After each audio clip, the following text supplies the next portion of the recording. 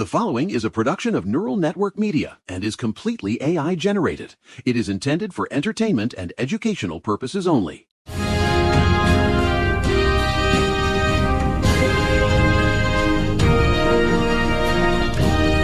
Julian Archer, broadcasting live from the heart of the city. And let me tell you, my black book is absolutely vibrating with the sheer audacity of this morning's briefings. And I'm Maya Thorne, reporting from the digital trenches where the vibes are officially entering their terminal decline era. And my screen time just hit 16 hours. Total flex, honestly.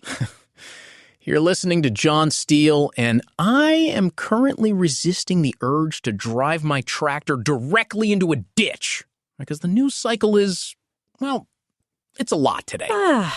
Mary Kane here, tapping my pen against a desk in the greatest city on Earth, while my nephew Vector over at the Neural Daily is probably explaining why we should all live in a computer.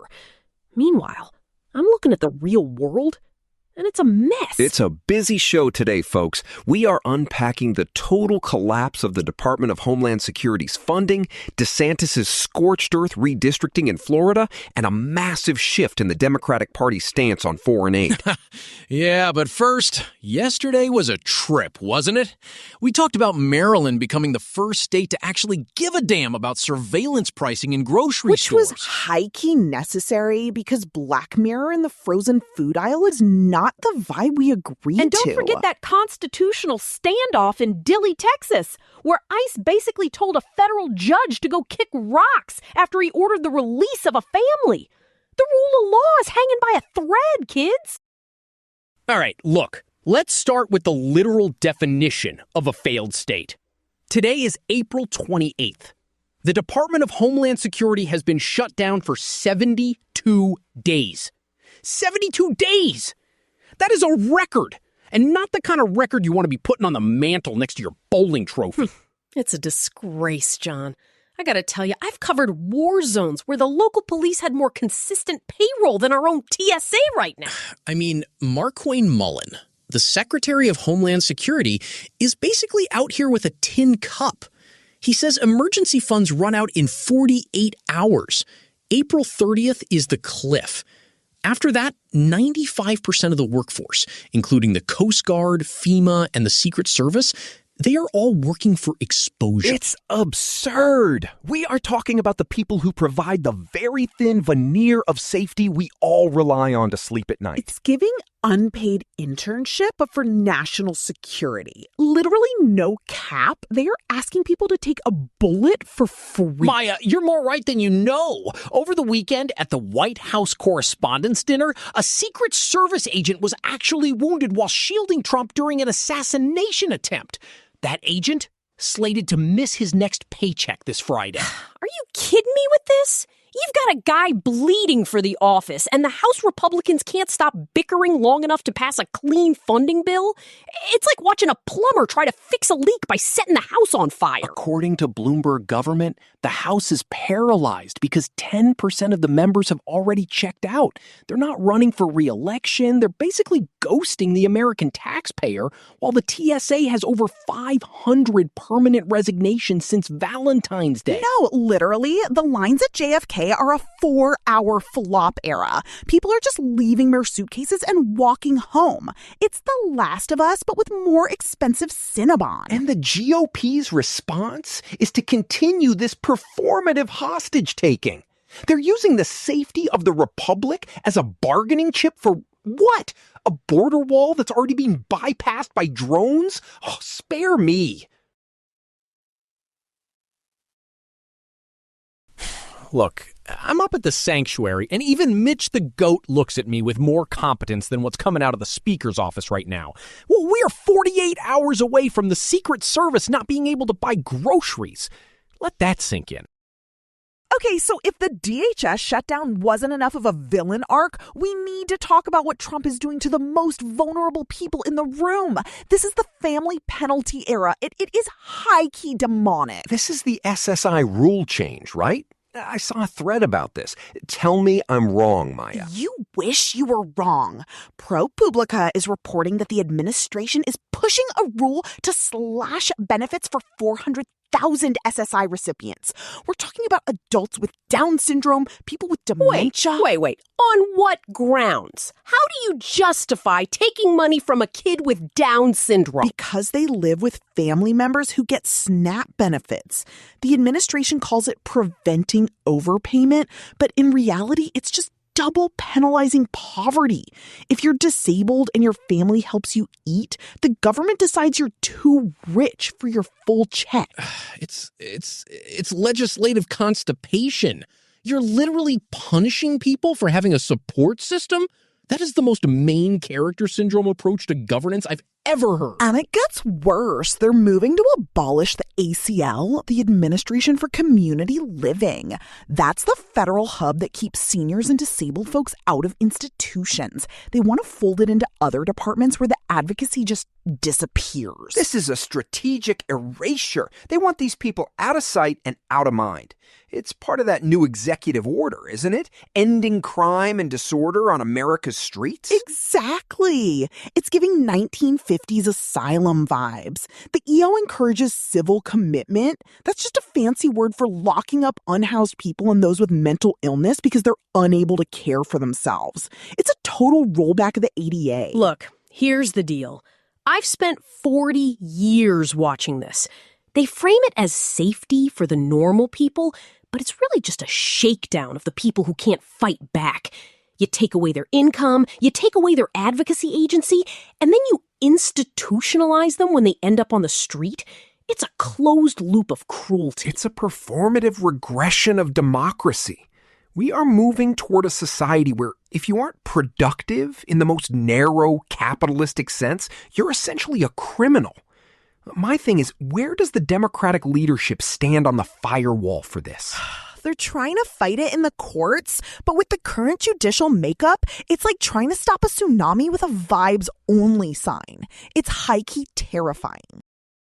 Speaking of things that are terrifying, let's look at the profit over people nexus. Yesterday, the Supreme Court heard arguments in Monsanto versus Darnell, and I gotta tell you, the Make America Healthy Again crowd is having a bit of a midlife crisis. Oh, you mean the Maha people? The ones who thought Trump was going to ban pesticides and save the bees? The very same. So John Darnell, this guy used Roundup for 20 years, got non-Hodgkin lymphoma. A jury awarded him over $1 million. But Bayer, who bought Monsanto, is at SCOTUS saying, hey, the EPA didn't make us put a cancer warning on the label, so the state of Missouri shouldn't be allowed to let people sue us for not having one. It's called preemption, and it's the favorite legal shield of every corporate vampire in the country. If the federal government has a weak standard, they want that to be the only standard. Right. But here's the kicker. Trump's administration just filed a brief siding with Monsanto. According to the new lead, activist Kelly Ryerson said the vibe in the Maha coalition is sour, to say the least. Special interests poured in, and suddenly the health president is the chemical president again. Imagine my surprise! The guy who wants to abolish the agency that helps disabled people is also siding with the company that makes the stuff that gives people cancer? It's almost like there's a pattern. Honestly, it's like a landlord who refuses to fix the furnace, but sues you for using a space heater. They want the profit from the product, but they want zero liability for the fallout. And it's not just chemicals. Did you see the State Farm settlement in California? Oh, State Farm is officially in their flop era. They tried to hike rates and got donked on for $530 million. Exactly. Consumer Watchdog got them to settle because they were overcharging while simultaneously trying to stop covering people in high-risk areas. It's strategic abandonment. They take your premiums for 30 years, then the minute the climate changes and the risks get real, they're out the back door with a bag of cash. It's a national edging session where nobody gets to finish, Mary.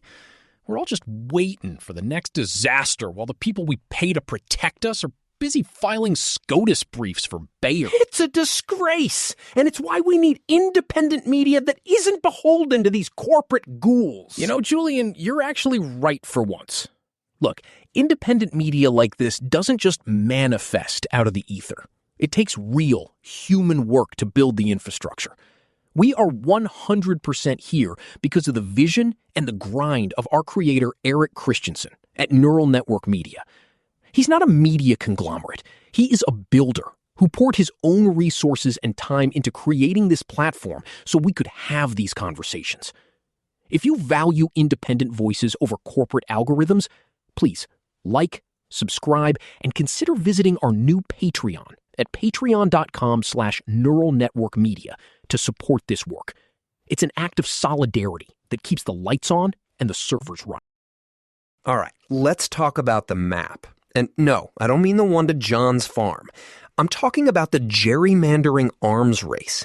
Governor Ron DeSantis just opened a special session in Florida, and the goal is nothing short of a partisan execution. It's giving final boss energy. He's trying to delete Democratic districts like they're browser cookies. I'm telling you, according to the crystal ball, the new proposed map would shift Florida's delegation from a 28 Republican tilt to a 24-4 advantage. He's looking to net 4 House seats in one move. Are you kidding me?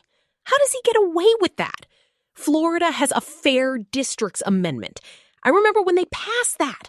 The voters were clear. No partisan gerrymandering. Oh, Mary, you're so old school. DeSantis' lawyer, David Axelman, basically wrote a memo saying the fair districts rule is unconstitutional because it considers race.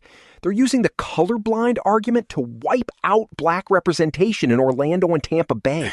It's a dummy mander. He's banking on a hand-picked, conservative-leaning Florida Supreme Court to just look the other way while he guts the opposition.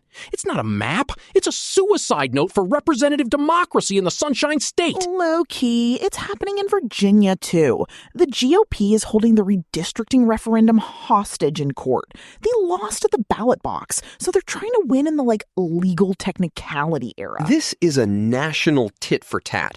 Ever since Trump pushed for that Texas redraw in 2025, it's been a race to the bottom. They aren't trying to win voters anymore. They're trying to choose their voters. If you can't win the game, just move the goalpost to the next state over. It's a shakedown, Julian. Pure and simple. They're treating the census like a suggestion and the voters like an inconvenience. I gotta tell you, if this goes through in Florida, the House of Representatives is basically a Republican country club for the next decade. No, literally. It's major NPC energy from the GOP. They're just following the script to ensure they never have to actually platform an idea again. And that's why our main story today is so critical. Because while the GOP is redrawing lines, the progressives are redrawing the entire map of what is possible in Washington. Let's talk about the Sanders Doctrine.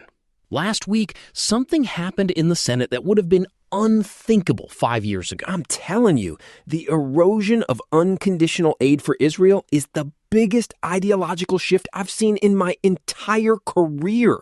Sanders forced these votes on joint resolutions of disapproval, and the numbers they're staggering. But look at the caucus. Sanders pointed out that over 80% of the Senate Democratic caucus, 40 senators, voted for at least one of these. High key, that is a record. In 2024, it was 18 senators. This is the progressive pivot era. Even centrists like Mark Kelly are flipping. Mark Kelly, a former astronaut, a border state moderate, he cited the conflict as illegal, horrific, and expansionist. When you've lost Mark Kelly on unconditional arms sales, the old guard has lost the room. And it's not just the Senate. You've got the economic fallout of the AI infrastructure boom hitting the energy sector, and people like Hassan Piker reaching more voters than cable news.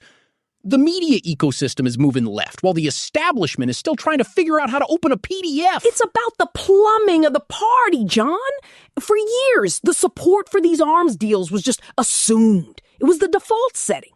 Sanders and Jeffries are basically saying, hey, maybe the default setting is broken. It's giving realignment vibes. The Democratic Party is realizing that the base, especially my generation, is absolutely done with the blank check era of foreign policy.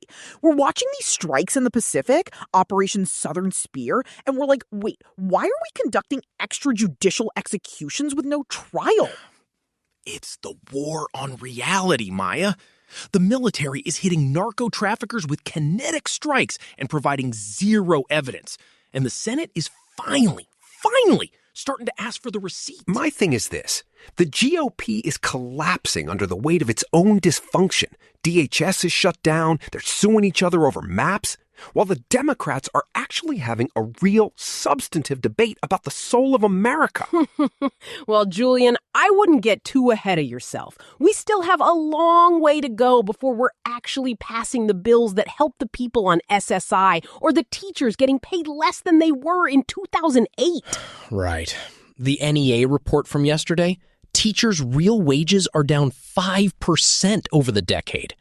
We're poverty of profession, while we're prosperity of munitions. No, literally, it's low-key collapse energy when you have to work 3 jobs to teach 2nd grade, but the government can find $500 million for bulldozers in a heartbeat. But that's the point. The fight is happening. The Sanders Doctrine is proof that the pressure from the left is actually moving the needle. We aren't just shouting into the void anymore. We're forcing the caucus to choose between the old corporate military way and a new humane way of leadership. Well, as much as it pains me to say it, I have a glimmer of hope. Just a small one. It's about the size of a goat kid, but it's there. I'll take it, John. Lord knows we need it with 48 hours left until the Secret Service stops getting paid. Bet. We're in our redistricting versus reality era, and honestly, the reality is winning. That's the show, folks. Keep the faith, keep the pressure on, and for the love of everything holy, support independent media so we can keep dragging these stories into the light.